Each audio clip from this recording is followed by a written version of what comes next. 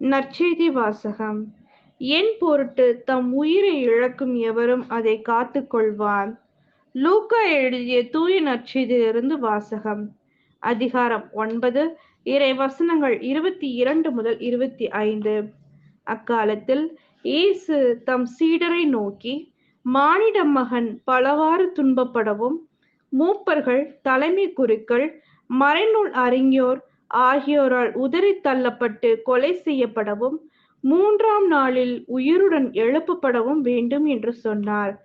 பின்பு அவர் அனைவரையும் நோக்கி கூறியது: என்னை பின்பற்ற விரும்பும் எவரும் தன்னலம் துறந்து தம் சிலுவையை நாள்தோறும் தூக்கிக் கொண்டு என்னை பின்பற்றட்டும். ஏனெனில் தம் உயிரை காத்துக்கொள்ள விரும்பும் எவரும் அதனை இழந்து விடுவார். என் பொருட்டு தம் உயிரை இழக்கும் எவரும் அதை காத்துக் கொள்வார். ஒருவர் உலகம் முழுவதையும் தமதாக்கிக் கொண்டாலும் வாழ்வையே இழப்பாரெனில் அவருக்கு கிடைக்கும் பயன் என்ன? இது கிறிஸ்துவின் நற்செய்தி. கிறிஸ்துவே உமக்கு புகழ்.